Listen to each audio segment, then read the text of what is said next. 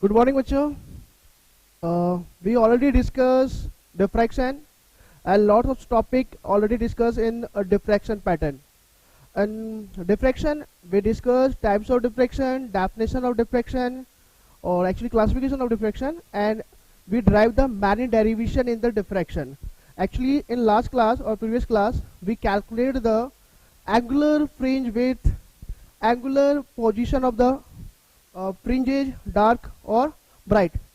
In last class I told you that we consider y here, we consider maxima and minima in place of the bright fringes or dark fringes. So before starting the next topic, I want to try explain the some basic topic. Okay, there are two questions today we will discuss in this starting class. Necessity of the condition of defect, because on these two questions lots of fact about the diffraction dependent. For example, many time query arises, why does diffraction of the sound wave possible or observe better way, but diffraction of the light wave not observed in better way, or the diffraction pattern of the sound wave is prominent but the light wave और light, ऐसा क्यों होता है कि sound wave की जो diffraction है वो बेटर होती है, ऑब्जर्व भी बेटर होता है, बट लाइट वेव का नहीं होता है। तो इस टॉपिक को स्टार्ट करने से पहले मैं इस टॉपिक पे बात करूंगा। Before the giving the answer of the diffraction of sound wave versus light wave, we have to analyze the question necessary condition of the diffraction. In the first class of the diffraction, we already discussed the necessary condition of the diffraction. Let's start. In last class or previous class, I already consider this is the screen and here a single slit place. It may be hall, it may be slit, and different types of. This is the screen, an observer, okay, and this is a single slit.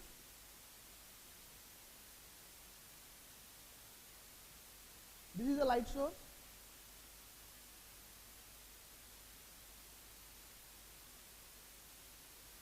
Okay,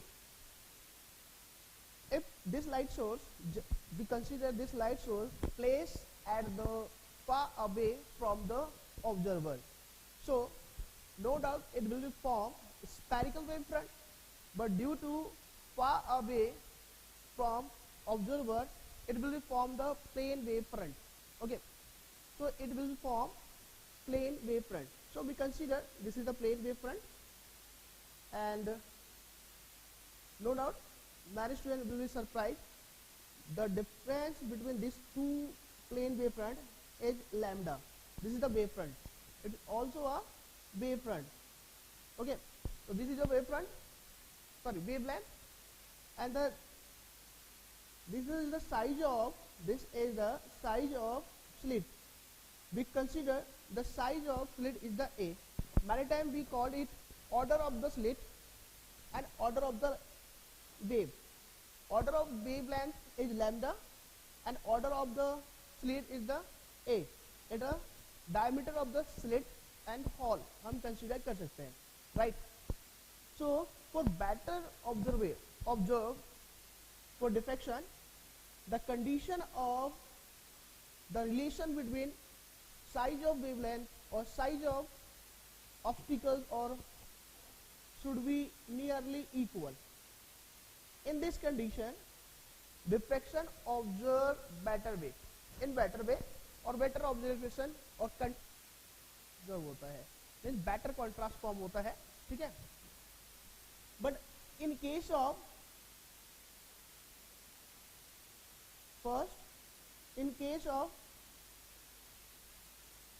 इन दोनों case में better observation diffraction का नहीं होता। Again मैं क्या term use कर रहा हूँ, मैं टर्म यूज कर रहा हूँ बेटर ऑब्जर्वेशन नहीं होता, प्रोमिनेंट नहीं होता है, ठीक है, होता है बट वो विजुलाइज नहीं होता है, ठीक है। अगर कोई ये कहता है कि डिफ्रेक्शन होता ही नहीं है तो उस पॉइंट की बात नहीं करेंगे हम, ऑब्जर्व नहीं होता है, ठीक है। तो इस कंडीशन में डिफ्रैक्शन विजुलाइज होता है, बेटर विजुलाइजेशन होता है, बट इन दो कंडीशन में क्या डिफ्रैक्शन नहीं होता, डिफ्रैक्शन होगा बट वो विजुलाइज नहीं होता है, बेटर ऑब्जर्वेशन नहीं होती है, कॉन्ट्रास्ट बेटर नहीं बनते हैं, तो वो दिखता नहीं है, ठीक है। तो अब मैं कहना क्या चाहता हूँ, वो ये कहता हूँ कि अगर इसकी जो वेवलेंथ है, अब कई सारे स्टूडेंट कंफ्यूज होंगे स्फेरिकल वेव फ्रंट क्यों नहीं फॉर्म कर रहे आप, तो मैं ठीक है प्लेस तो इतना ही दिखा रहा हूँ मैं, बट एक्चुअली बेटा है क्या, ये और इन दोनों के बीच में स्लिट और सोर्स या ऑब्जर्वर और सोर्स के बीच में डिस्टेंस अभी हमने कंसीडर कर रखा है फ्रॉनहोफर डिफ्रैक्शन के पॉइंट ऑफ व्यू से मैं एक्सप्लेन कर रहा हूँ। तो फ्रॉनहोफर में डिस्टेंस बहुत ज्यादा होता है, तो ये स्फेरिकल दिखा के प्लेन वेव फ्रंट में शो कर रहा हूँ, राइट है।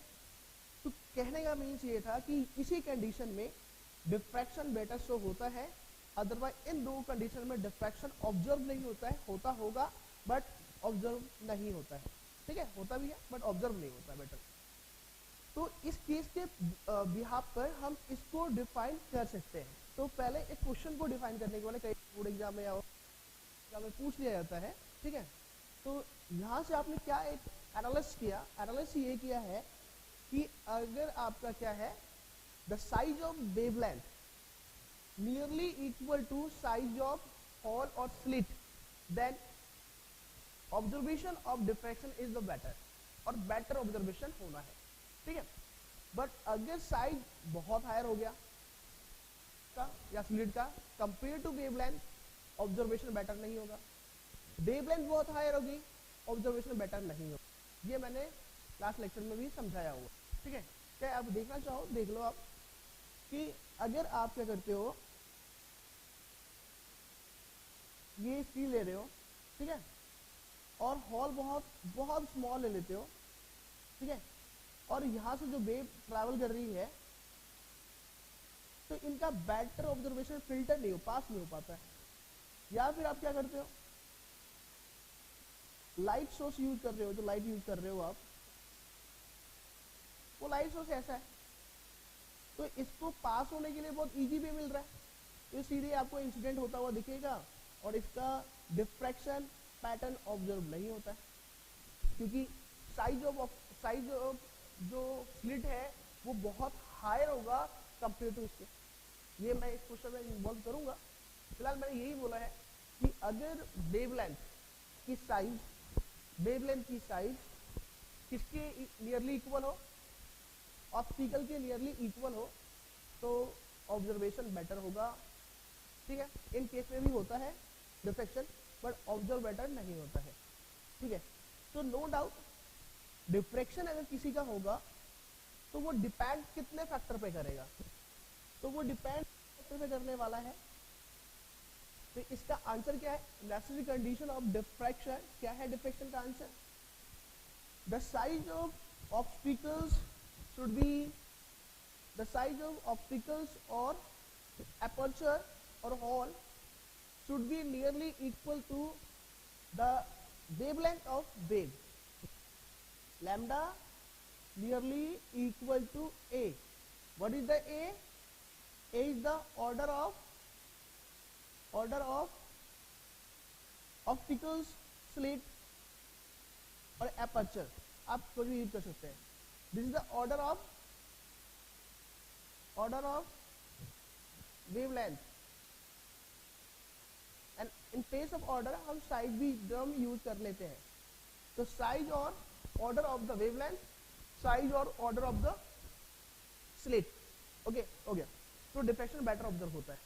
चलिए अब बात करते हैं diffraction of sound wave versus light wave. इन ये जो क्वेश्चन है बहुत इंपॉर्टेंट है, ठीक है, क्योंकि हमें कई बार लाइट नेचुरल फिनोमिना भी है ये, और मैं एक्सप्लेन करूंगा कि नेचुरल फिनोमिना क्यों है ये, ठीक है। चलो मैं एग्जांपल दे देता हूँ, ठीक है। देखिए कंसीडर कर लीजिए कि क्या है कि एक सामने एक वॉल है, ठीक है, और वॉल ऊपर फ्लोर है, वॉल और फ्लोर के पूरे ऊपर से नीचे तक टच है, ठीक है। या फिर हम ऐसे कंसीडर कर लेते हैं कि फ्लोर है और उसके नीचे जो वॉल है, फ्लोर और वॉल के बीच में थोड़ा सा स्पेस है, ठीक है ना, वैकेंट स्पेस है, एयर इस साइड से इस साइड मूवमेंट कर सकती है। अब अगर इस साइड कोई पर्सन बातें कर रहा है, ठीक है, कुछ लेक्चर डिलीवर कर रहा है, कुछ भी कर रहा है, तो उसकी जो साउंड है ना, इस वॉल के इस साइड पूरी क्लियर कट सुनाई देती है, पूरे रूम में स्प्रेड आउट हो जाती है। हर जो भी स्टूडेंट होगा, जो भी पर्सन होंगे वॉल के इस साइड, उनको क्लियर सुनाई देगा। बट अब क्या है, वही क्वेश्चन मैंने बोला कि ये साइड वॉल है, ये फ्लोर है, ये गैप है इतना, यहाँ पे कोई पर्सन जो है वो बातें कर रहा है, ठीक है। अब यहाँ पर जो पर्सन है इस रूम में, पूरे रूम में, ठीक है, यहाँ पे पूरे पे जो पर्सन है, जैसे ये बोलेगा ये साउंड इस पूरे रूम में स्प्रेड आउट हो जाएगी। बट अगर यहाँ पे कोई पर्सन टॉर्च लेके लाइट इंसिडेंट करता है और यहाँ से जो लाइट जाएगी वो लाइट इस स्पेस से बस थोड़ी सी निकलेगी और इस बॉल के आसपास ही या थोड़ा इतने ही सेक्शन में ही लाइट होगी, पूरे रूम में लाइट स्प्रेड आउट नहीं होती है। ये हम ऑब्जर्व करते हैं। क्या बोला, वॉल है, वॉल के इस साइड कोई पर्सन करे, वॉल की इस साइड पूरी रूम में फैल जाती है और पूरे पर्सन को सुनाई देती है। बट क्या होता है कि अगर कोई लाइट इंसिडेंट करे उसी वॉल पर, तो जो स्पेस है ना फ्लोर एंड वॉल के बीच में, उनके बीच में क्या होता है, थोड़ी सी ऊपर साइड टाइप में ऊपर के पेज पर लाइट होती है, अदरवाइज लाइट पूरे रूम में स्प्रेड आउट नहीं होती है। क्लियर है? इसी को मैं समझा रहा हूं। तो आपने देखा कि स्प्रेड आउट ज्यादा किसका हो रहा है, तो स्प्रेड साउंड का ज्यादा हो रहा है कंपेयर टू लाइट वेव। ऐसा क्यों है? तो अब ऐसे भी बोल्स मेंशन कर सकते हैं, diffraction of wave is much more than diffraction of light. Light के कंपेयर में डिफ्रैक्शन इजीली वे होता है साउंड का, ठीक है, उसी की हम बात करने वाले हैं।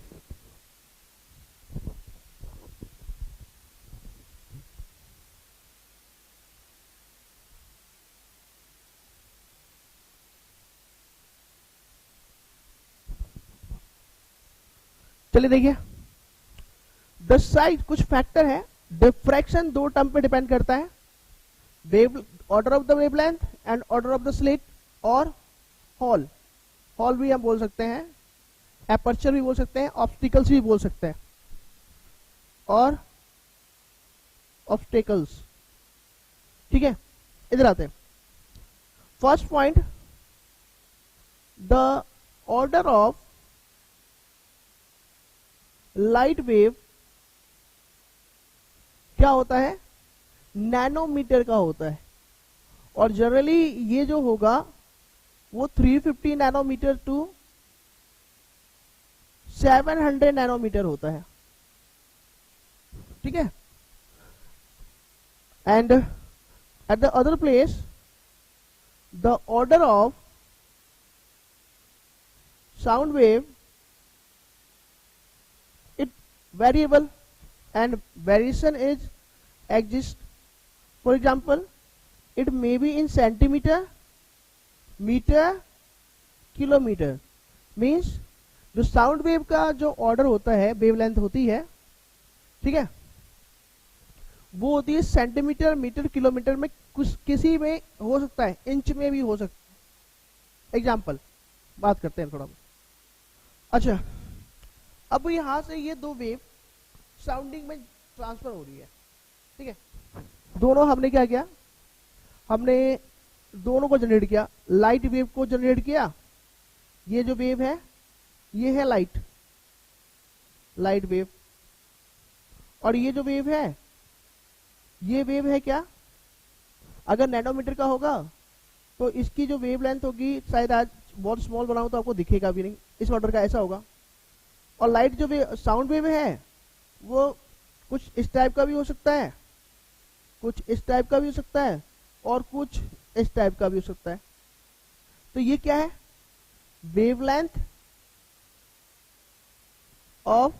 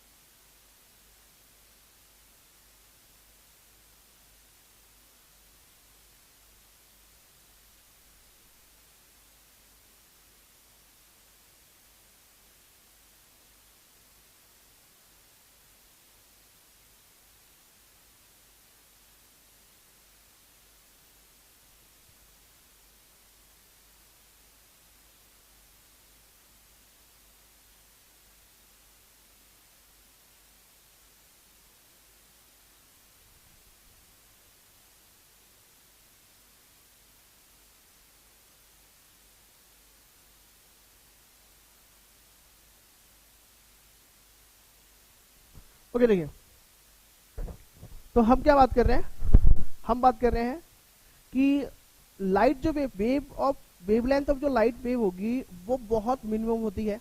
वेवलेंथ आई थिंक आपको पता ही है कि एक साइकिल कंप्लीट होने पे जो होता है ये है हमारा एक वेवलेंथ, सिंपली फॉर्म में वेवलेंथ है। तो जो लाइट वेव की वेवलेंथ होती है वो नैनोमीटर में होती है। ये तो मैंने बिगर बना दिया है, बट एक्चुअली जो होगी वो इससे भी स्मॉल होने वाली है, नैनोमीटर, समझ रहे हो। नैनोमीटर इज 10⁻⁹ मीटर, इस ऑर्डर का होगा वो, समझ रहे आप। मीन्स 0.00090 लगाओगे देन वो आएगा, ठीक है। तो इसका जो है वेवलेंथ इस साइज का है, और इसकी जो वेवलेंथ है ये वेरिएशन होती काफी सारी है, और ब्रॉड वेरिएशन है, सेंटीमीटर में भी हो सकती है, मीटर में भी हो सकती है, और किलोमीटर में हो सकती है। किसकी वेवलेंथ है ये, साउंड वेव की। अब मुझे बताओ कि मैंने क्या बोला था कि डिफ्रैक्शन होने के लिए दो टर्म बहुत इंपॉर्टेंट है, एंड दो टर्म क्या है वो, फर्स्ट थिंग वेवलेंथ, जिसका भी डिफ्रैक्शन होना है, लाइट का या वेव का, लाइट का या फिर साउंड का। दूसरा साइज, किससे डिफ्रैक्शन कर रहे हो, ऑब्स्टिकल से कर रहे हो, होल से कर रहे हो, या स्लिट से कर रहे हो। अब ये सराउंडिंग में लाइट वेव भी जनरेट हो रही है और साउंड वेव भी जनरेट हो रहा है। अब जैसे हम बोल रहे हैं तो ये लाइट है, लाइट भी ट्रेवल कर रही है इस रूम में, और मैं भी बोल रहा हूँ इस रूम में।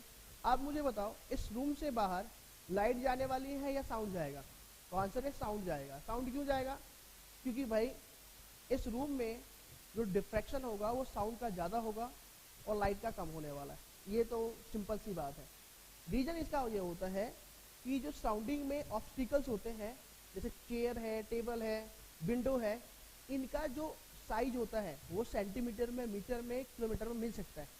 बट लाइट के डिफ्रैक्शन के लिए आपको कितना साइज चाहिए डिफ्रैक्शन करने के लिए, हॉल का साइज कितना चाहिए आपका, तो वो है 0.00000 मीटर का होना चाहिए।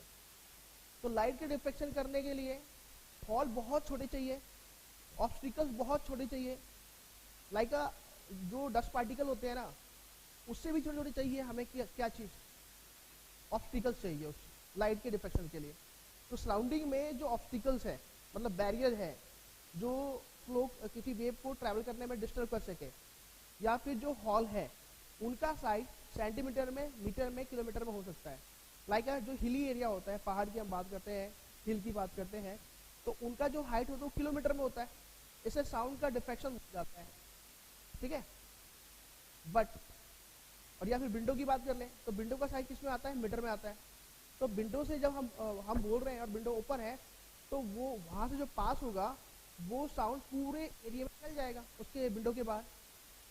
तो डिफ्रैक्शन किसका पॉसिबल, इजीली पॉसिबल है, साउंड का। क्यों साउंड का इजीली पॉसिबल है, क्योंकि जो बैरियर होने चाहिए डिफ्रैक्शन होने के लिए, जो हॉल का साइज चाहिए, बैरियर का साइज चाहिए, वो साउंड वेव के लिए सूटेबल है सराउंडिंग में, बट लाइट के लिए सूटेबल नहीं है। उसके लिए साइज हॉल का कितना चाहिए, नैनोमीटर का, और स्लिट का साइज नैनोमीटर में, ऑब्स्टिकल का साइज नैनोमीटर में। तो ये हर जगह पॉसिबल नहीं हो पाता है, इसलिए लाइट का डिफ्रैक्शन नहीं दिखता है, लाइट बैंड होते हुए नहीं दिखती है, जबकि आपका क्या दिख जाता है, साउंड डिफ्रैक्शन इजिली कर जाता है।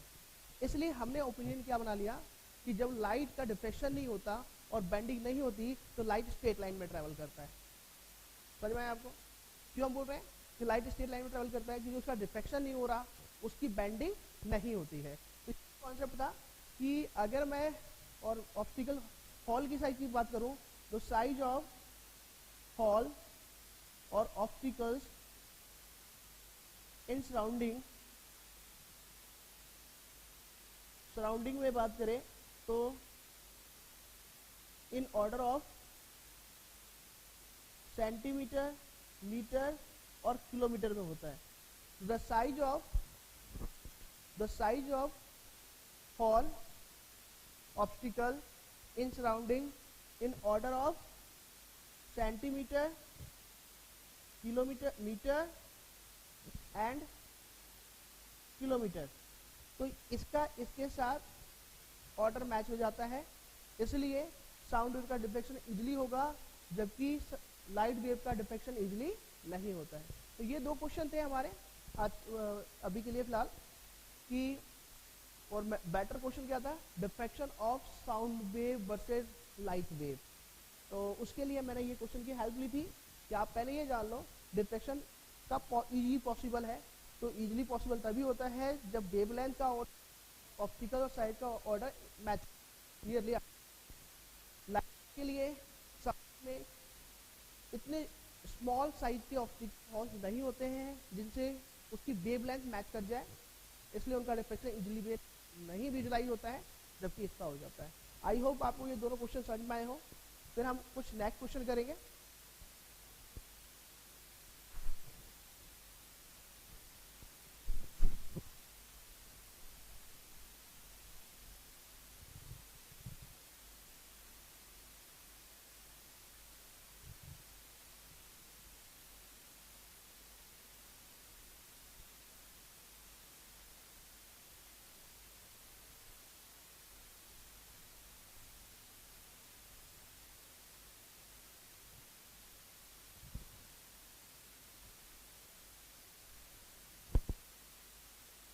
ओके, एक क्वेश्चन है। कल मैंने लास्ट लेक्चर में लास्ट लेक्चर मैंने आपको एक टर्म बताई थी, और वो टर्म क्या थी? टर्म ये था कि जब हम डिफ्रेक्शन में स्टडी कर रहे थे तो फ्रॉनहोफर डिफ्रेक्शन का मैंने एक डायग्राम बनाया था, और वो डायग्राम हम क्या कर रहे थे उसमें मैंने वो बेटर मैंने ज़्यादा नहीं समझाया, मतलब कि ये हम सिंपल वे में समझाएंगे इसको। मैं फ्रॉनहोफर का डायग्राम दिखा रहा हूँ आपको।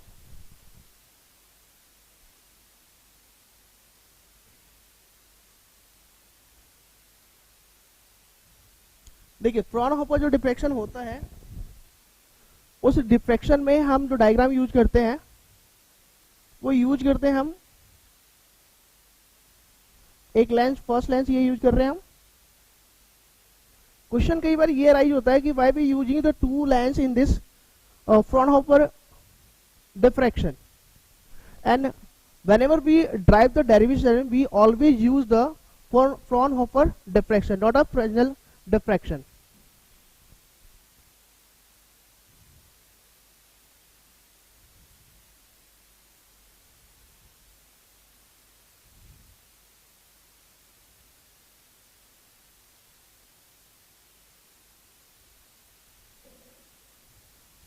Okay guys, this is the light source, and this is the first lens, this is the second lens, this is the screen, and also known as the observer, because we observe the diffraction on this screen, and this is the slit. Okay, now why we use two lenses? I'm not plotting the better diagram because it's consumed a lots of time, so just simply form. Otherwise management mentioned that, sir, your diagram is not good. Guys, I'm not plotting the better diagram because it consumes a lots of time. That's why I'm mentioning simple diagram. Okay, this is the first lens, this is the second lens. Okay, in Fraunhofer diffraction we already mentioned that the light source will be placed at the far away from the observer. ठीक है, observer से कहाँ पर होते हैं? बहुत दूर होते हैं. When the light source placed at the far away from the observer, what the shape of the light? Point size and linear size. The wavefront will be from the plane wavefront, right ना? Plane wavefront होगा Fraunhofer में, और ये मैंने पहले बता दिया है. तो अगर आप फ्रॉनहोफर का डिफ्रेक्शन शो करना चाहते हैं तो हमने क्या किया, एक हमने लेंस यूज कर ली और इसके सामने हमने एक लाइट सोर्स यूज कर दिया. अब मैंने वेवफ्रंट की एक डायग्राम, वेवफ्रंट में मैंने एक टॉपिक मेंशन किया था, एक लेक्चर लिया था, और उसमें मैंने बताया था the shape of wavefront after the reflection and refraction, जिसमें प्रिज्म के बारे में भी मैंने बताया था कि प्रिज्म से, लेंस से, मिरर से अगर रिफ्रैक्शन होता है, रिफ्लेक्शन होता है, तो जो न्यू वेव फ्रंट फॉर्म होंगे वो कैसे होंगे, वो मैंने डिस्कस किया था. तो इस पॉइंट से अगर मैं ये देखता हूं तो ये लाइट सीधी जाएगी, और इसके पास फिल्टर होने के बाद ना, ठीक है, फिल्टर होने के बाद यहां पर जो वेव फ्रंट बनेगा वो प्लेन बनेगा.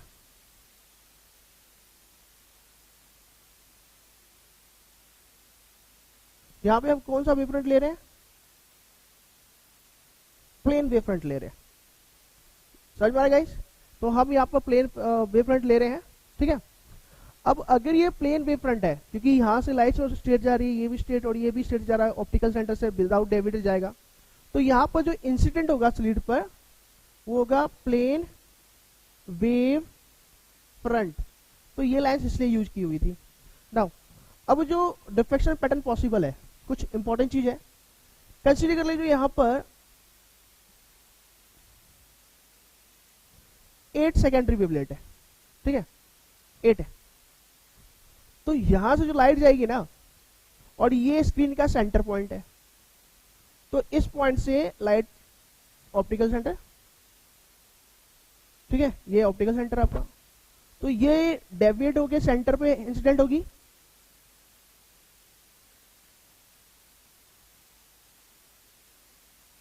ठीक है।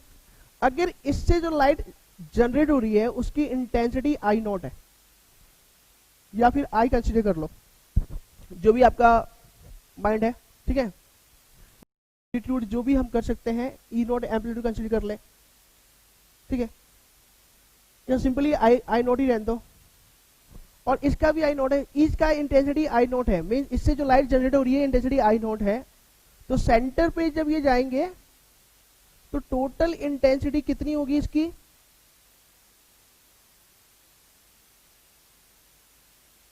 कि टोटल इंटेंसिटी जितने सेकेंडरी वेवलेट होंगे, और ईस्ट में अगर इंटेंसिटी आई नॉट है तो टोटल अगर 8 पार्टिकल है 8 आई नॉट हो जाएगा, अगर आई कंसिडर कर रहे हो तो 8 आई हो जाएगा, ठीक है। तो इस सारे के सारे यहाँ पर एनर्जी ट्रांसफर करते हैं जो कैंसिल नहीं होता है, और सारे एडअप हो जाते हैं, और टोटल इंटेंसिटी जितने भी पार्टिकल है, जितने से लाइट मिल रही है, वो सारी एडअप हो जाती है। अगर एम्पलीट्यूड ई नॉट है लाइट का, और इधर एम्पलीट्यूड ई नॉट है, तो यहाँ पे 8 ई नॉट हो जाएगा एम्पलीट्यूड, रिजल्टेंट एम्पलीट्यूड।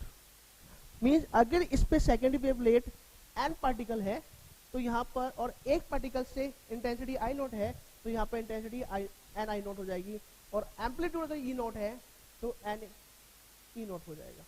ये ध्यान रखिए, सारी ये स्पॉट ब्राइट स्पॉट बनता है, क्लियर। अच्छा नेक्स्ट, अगर आप इस पॉइंट पे बात करते हो तो अब यहाँ से क्या सिर्फ ये और ये ही लाइट इंसिडेंट यहाँ पर ट्रांसफर करेंगे? आंसर नहीं, इन सब का होता है, बट हम 2 या 3 डायग्राम, 2-3 रे सेक्शन लेके हम बना देते हैं। जैसे कि ये हुआ, ट्रैवल ऐसे होना चाहिए था, बेंडिंग होके ये हो गया, फिर ये हुआ, ट्रैवल ऐसा होना था, बेंडिंग होके ऐसे हो गया, और फिर ऐसे ये बेंड हो गया। तो यहाँ पर भी ओवरलैप होता है और ये फॉर्म होता है। तो डिफ्रेक्शन का डायग्राम, फ्रॉनहोफर डिफ्रेक्शन में यही डायग्राम था, बस आपको याद रखना है, ये सेंट्रल ब्राइट है और ये आपका, ठीक है, एनी पैटर्न हो सकता है, बट उसमें भी इन सारे पार्टिकल की ओवरलैपिंग होती है। ये हमने आइडिया समझा दिया। अब मैं ये यूज क्यों कर रहा हूँ, क्योंकि मैं एक जनरल फॉर्मूला ड्राइव करूंगा, ठीक है, कि जो आपके न्यूमेरिकल बेसिस में काम आने वाले, ठीक है, क्योंकि उसमें आपको शॉर्टकट में फॉर्मूला याद होना चाहिए। और एक इंपॉर्टेंट फॉर्मूला है जो कंपटीशन के पॉइंट ऑफ व्यू से है, उनकी भी डिस्कशन हम करेंगे। तो फिलहाल ये डिफ्रेक्शन था, 2 लेंस यूज किया, फर्स्ट लेंस है, सेकेंड लेंस। ये सेंट्रल हमेशा ब्राइट होगा कि सारे जो लाइट यहाँ पे इंसिडेंट होंगे, एंड सेकेंडरी वेवलेट है तो total intensity n I naught, और आई नॉट क्या है, इंडिविजुअल इंटेंसिटी है जो इक्वली कंसिडर कर रहे हैं, ठीक है। तो जितने पार्टिकल होंगे सेकेंडरी वेवलेट, उतनी टाइम यहाँ पे इंटेंसिटी हो जाएगी। आई कंसिडर करोगे तो एन आई नॉट कंसिडर कर रहे हो इसकी इंडिविजुअल की, तो एन आई, ठीक है। तो ये था आपका बेसिक 3 क्वेश्चन, ठीक है। अब इसमें मैं आपको जो नेक्स्ट लेक्चर है उस लेक्चर में मैं बात करता हूँ। उस लेक्चर में हम बात करेंगे कि फॉर्मूले क्या हम यूज कर रहे हैं, और दूसरा पॉइंट कि न्यूमेरिकल बेसिस में उसको यूटिलाइज कैसे करने वाले हैं, कुछ इंपॉर्टेंट टर्म की भी बात करने वाले हैं, ठीक है। तो डिफ्रेक्शन के लिए इस लेक्चर में इतना ही।